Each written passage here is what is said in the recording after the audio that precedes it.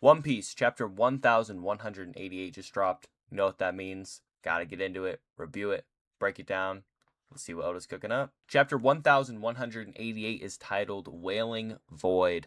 No cover story this week or like reader requests, is just a colored spread of the Straw Hats underwater, hanging out. It's a nice one, but compared to what we have in the chapter, that's small potatoes. So let's just get right into page one, where we pick up with a flashback of a transponder snail conversation, and we end up finding out is between Emu and Joy Boy. And Joy Boy is actually the one who initiates this call. It seems like he's, dialing, and then Emu's receiving. We just get a little dialogue back and forth. This is probably the first time they meet, or their first time talking, at least in a while, because Emu doesn't recognize the voice. It's just like, hello, answer me. Um, hello, just on repeat. And then eventually Emu picks up, asks who it is, and we just see a silhouetted panel of a very Luffy looking face that says, I'm Joy Boy. And then come forward to the present, and we see Emu. It says, yes, Joy Boy is already dead, so why dost thou insist on stirring these memories? And see Luffy and Emu in a little panel squaring off, right where Luffy kind of had him in like the Gear 4 type of pose at the end of last chapter. And Luffy says, heck if I know. Like, I don't know what you're talking about. Who the fuck is Joy Boy? All I know is everybody keeps on calling me Joy Boy. And as they're having this interaction, no more words from Emu, immediately starts loading up an attack, and the Maki flames take over his arm, so he's going for a punch and swings at Luffy.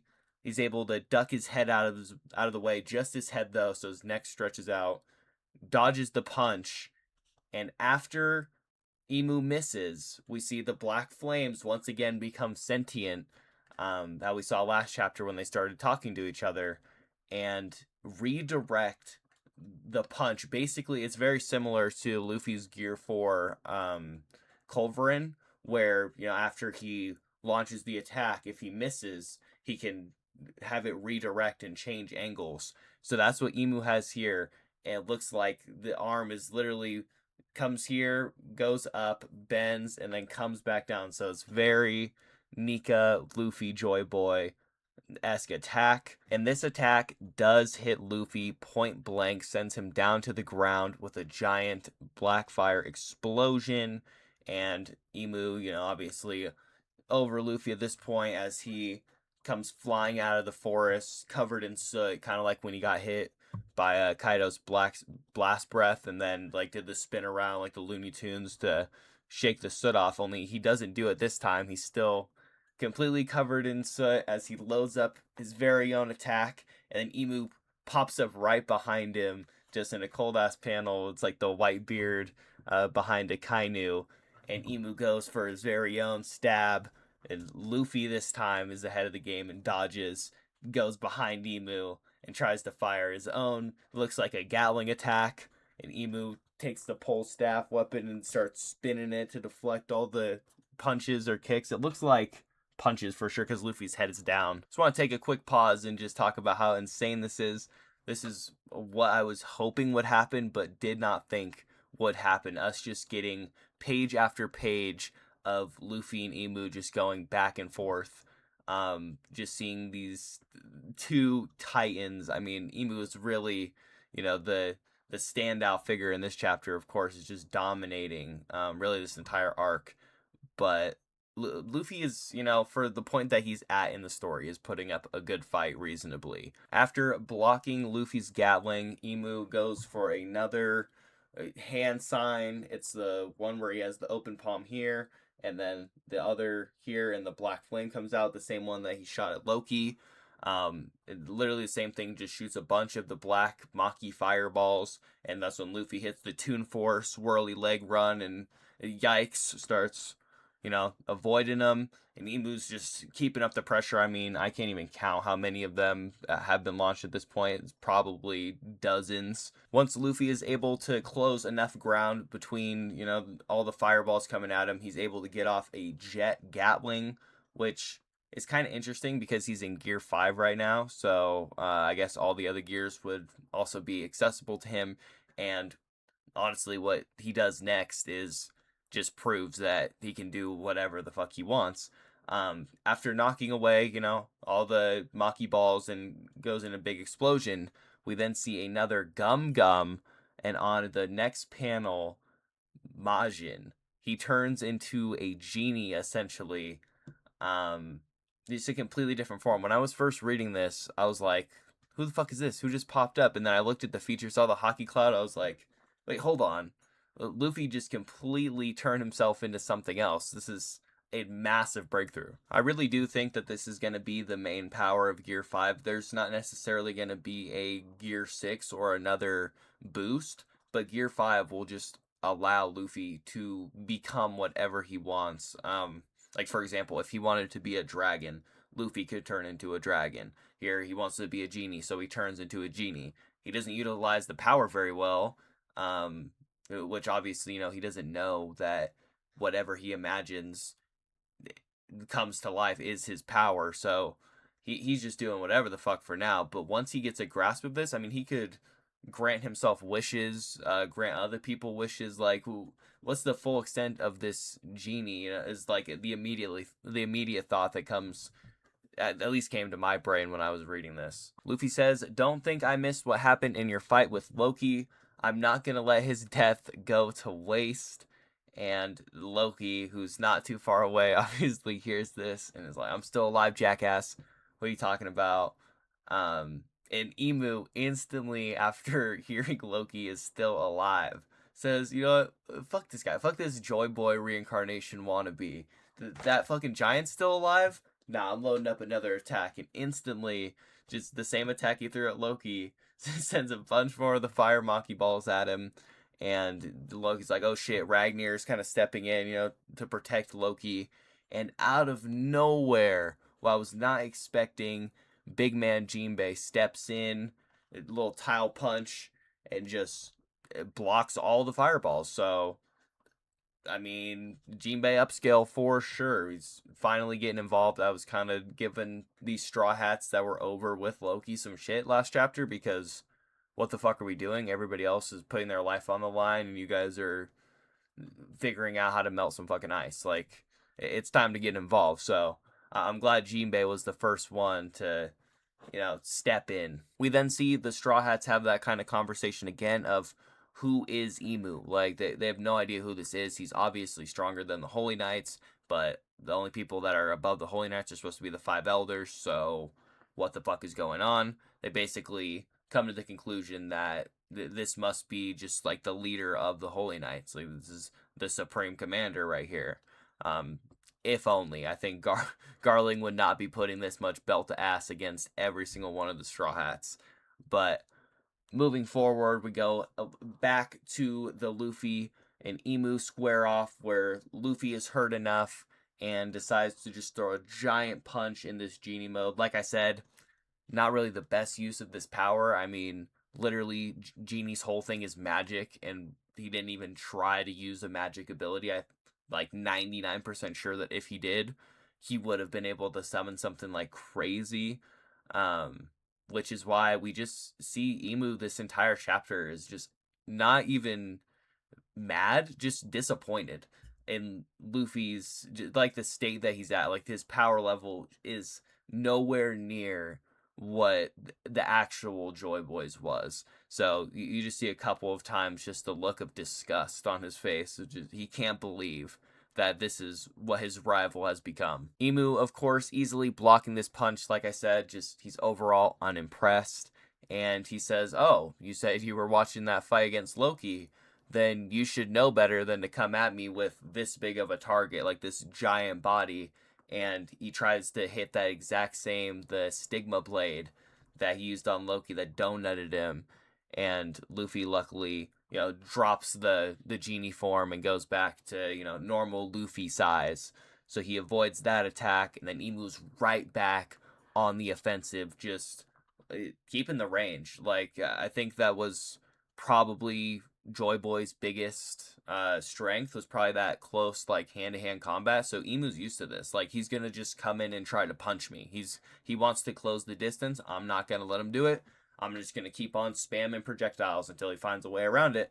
And that's what he keeps on doing. And Luffy just keeps on ducking until we get to the point where Emu is tired of he's tired of this shit. He's wrapping it up. We see as Luffy is scurrying away, Emu lifts his staff over his head and twirls it, and as he twirls it, it turns into not exactly like the same as the fire monkey balls, but it's very similar. It just looks, a little less flamey, but it's still like that black, like, darkness essence.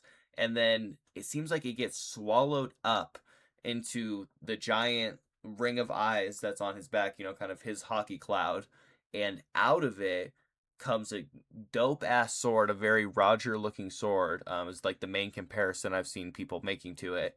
And Emu names it the Sword of Wailing Void. And as he pulls it out, the forest around him starts withering away. It's actively taking life away from the environment, just by existing. Emu uses this sort of withering power to his advantage and, directs it in the area of Luffy so he can kind of like clears a whole just massive clearing in the forest so he can get a better view.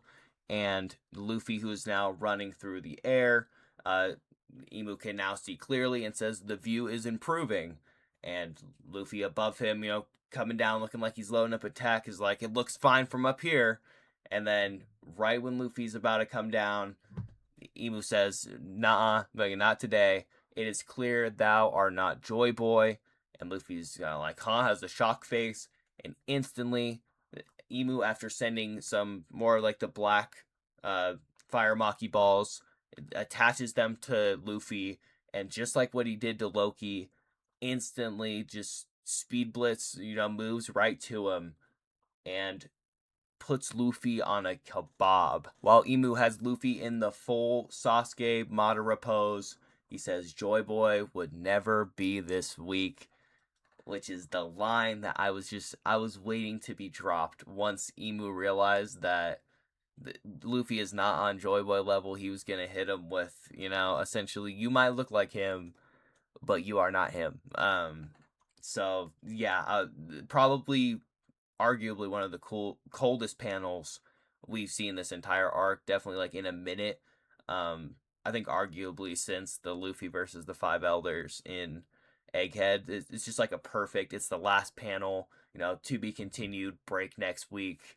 It's so hype, exactly what I wanted to see happen. I'm gonna keep on holding on to it that about 2 weeks ago, when Luffy entered the fight, socking Emu, everybody was shook. The craziest accusations coming out of people's mouths that Emu was a fraud. This was going to be nothing. Luffy's going to wrap this up in a couple chapters. There's no stakes. Like, Oda ruined Emu. Obviously, about 50% of that is just the common One Piece slander. But I feel like the other 50% were people that legitimately just couldn't see an outcome where Luffy and the Straw Hats get cooked. And as to where I thought from the very beginning when the Holy Knights pulled up, and just like coming off of all these dubs, Wano, Egghead, the Straw Hats have been living good recently. They haven't had a real loss in a minute. They've had setbacks, but not like a Sabaody, where they kind of got to rethink the strategy and, really question where they stand, power level wise. So this was exactly what was needed. It was a good humbling, and who better to do it than either the final villain or second to final villain.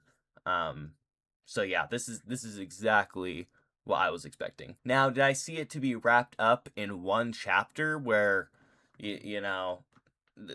like this, where Luffy's just instantly kebabbed and break next week? No, I thought we were gonna get some, some hands back and forth. Emu was gonna have a little bit more fun, but I think since Emu just wasn't enjoying this fight at all, this wasn't thrilling, nothing. This was just pathetic. Like I said, they were just disgusted with this display from Luffy. So, yeah, I think that's why Emu just wrapped this up quickly. It's like, this isn't even worth my time at this point. By far, though, the two things I'm most hung up on with this chapter was initially at the beginning where we saw the kind of Joy Boy like abilities being used by Emu, making his arm, bend ankles like rubber. I think there could definitely be something to that, if that's Joy Boy inspired or what. And then also, speaking of Joy Boy, the Luffy Gum Gum Majin. I want to see how that's translated in the officials, if it's like just Gum Gum Genie or if they do keep Majin, because, Majin in Japanese is like basically magic or, demonic being. So, yeah, I'm interested to see the translation, but then also where does this go? Like, what does this mean for Luffy? Does this really mean that he could become anything that he wants? That seems to be what the fruit has been leading towards. Just as far as the user's imagination. So once Luffy figures that out, how crazy are these fights about to get? I honestly couldn't even tell you how the Straw Hats are going to get out of this at this point. I'm thinking it's gotta be like a dragon shows up, maybe a Shanks. I mean, the only reason why I couldn't see Shanks is it's just too soon for him and Luffy to, have the face to face, in my opinion. But this is Shanks's territory, so all this going down, Shanks is gonna have to do something. Like, you can't go take out Barto's entire crew because he burned your flag, and then you have Emu and the entire world government taking a shit on Elbaf for this entire day. You don't do anything about it. Like, the second Shanks gets news of this, at least, he needs to go do something if it's not now. But yeah, because I think it would be too soon for him and Luffy to, have their interaction. I could 100% see a dragon pulling up. Um, it might not do much, and people love or hate hearing this, but Kid, even just as like a little distraction, something. Again, that's not on like the top of my list for people that would show up, but it's possible. That's just the only way I see us getting out of this is we're gonna need some serious assistance from somebody huge, because I mean, if Luffy's getting folded, it's not looking good for Zoro and Sanji. It's obviously not looking good for Gabon. He's already cooked. I don't think we're gonna be able to get like a Rayleigh stopping Kizaru type of situation. The only person I could see doing that is Monkey D. Dragon. Once the Holy Knights move, Emu's moved. What the fuck are we doing? The one man that could turn this fight, who we've been waiting to see anything from, I could see it now. Overall, like I said, not too much to complain about in this chapter. I mean, it was, I think, what majority of people wanted to see. No like blue ball, type of cliffhanger from Oda. We just instantly get right into the Luffy and Emu fight, and we only cut away from it for what, maybe a page, like a page and a half, like if that. There's not a lot of time in this chapter where Luffy and Emu are not on the page, which is just, I mean, when you hype up the fight last chapter like Oda did with, the title card in English of Saint Nerona Emu versus Monkey D. Luffy, like, yeah, you gotta follow up the next chapter with actually showing us that fight and not cutting away. Especially when you're gonna go on break. He had to leave us with that cliffhanger to marinate on of, oh shit, what is Luffy gonna do now? But with that, like I said, we are on break next week, so there will be no review, but me and Aiden will be back at it to discuss this week when he reads the chapter. I'm excited for him to read this one so he can see what the fuck's popping in this chapter, and we can talk about that. And then obviously when we go on the break week, we'll get together again and kind of give like our final thoughts. It might be a shorter one, but just like kind of everything, after we sit for a week and see any other ideas we come up with. We'll do that on break week before 1189, 2 weeks from now, and we're making our way to 1200. Tell Aiden all the time I'm waiting to see what Oda's gonna do with chapter 1200. Somebody's, probably a Straw Hat, is gonna be popping off. I can see like a new awakening or something crazy. That milestone is gonna be, It's going to be insane. I can't wait. But yeah, with that being said, make sure to let me know what you guys thought about my takes on the chapter and my predictions. And of course, make sure you let me know your predictions, what you're thinking we're going to be seeing in 1189. And until the next one, peace.